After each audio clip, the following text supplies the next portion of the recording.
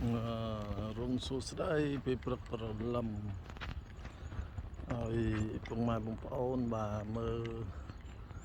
ទស្សនវិជ្ជាបែបសុខស្រាយបាទជីវាស្មៅ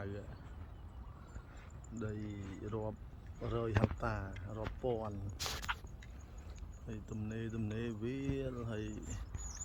ព្រឹកឡើងមកយកខ្យល់អាកាសនេះតាមវាលស្រែនេះស្អាតហើយបែបធម្មជាតិគេហៅថាសត្វថ្មជីវិតណាហើយមានទស្សនវិជ្ជាបាទក្រប3បាទ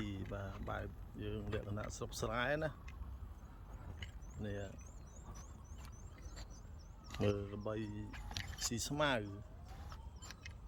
ច្រើនទៀតណាស្មៅ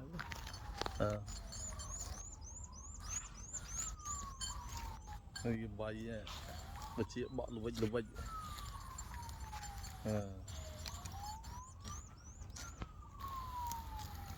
សភាពស្អាតនោះភ្នំខាងក្រោយ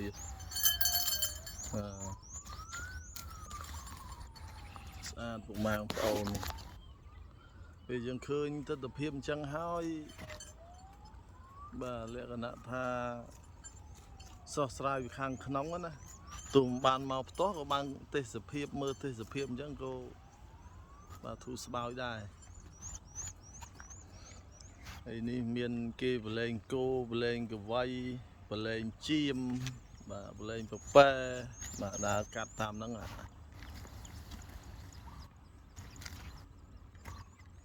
ស្អាតមែនតើពុកម៉ែបងប្អូនបាទមានដើមរាំងធំឥឡូវមុនដំបងផ្កាឥឡូវចេញផ្លែរាំងហើយចង់ឃើញពុកម៉ែបងប្អូនចង់ឃើញផ្លែរាំងខ្ញុំនេះថតឲ្យមើលរាំងហ្នឹងសឹងចង់ដាច់ពូជទេពុកម៉ែបងប្អូននេះបាទតែគោសវោដុះនៅតាមដៃទលេជួរមាត់ទលេដែរតែបងប្អូនខ្លះក៏គាត់មិនសូវដែរបានឃើញដែរអញ្ចឹងណាវាសវោដោយកន្លែងរាំងមួយផ្លែបាទចកោមអញ្ចឹងឃើញនេះ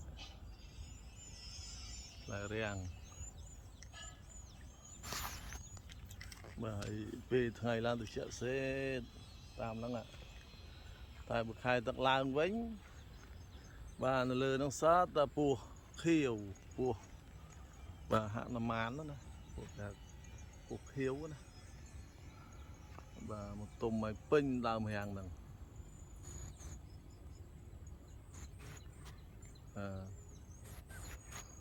មានដើមពុទ្រីមានដើមរាំងណែធម្មជាតិពុកម៉ែបងប្អូនបាទពុកម៉ែបងប្អូនណាដែលធ្លាប់កាលនៅវ័យក្មេងណាមកមើលគោមើលក្របីបាទតែតែនាំគ្នាជោគក្រោមដើមរាំងអីចឹងទៅមានមជូរស្វាយអីចឹងទៅចែកគ្នាហូបចឹងទៅលេងកាលជំនាន់ហ្នឹងគឺលេងហឹងលេងអីណាបាទសប្បាយម្យ៉ាងដែរកាល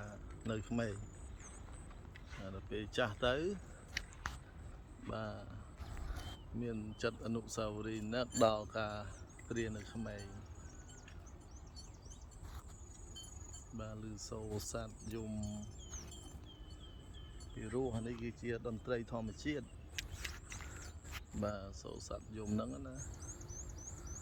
ជាតន្ត្រីធម្មជាតិហើយ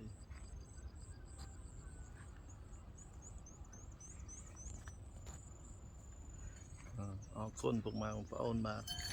ជួបគ្នានៅវីដេអូក្រោយទៀត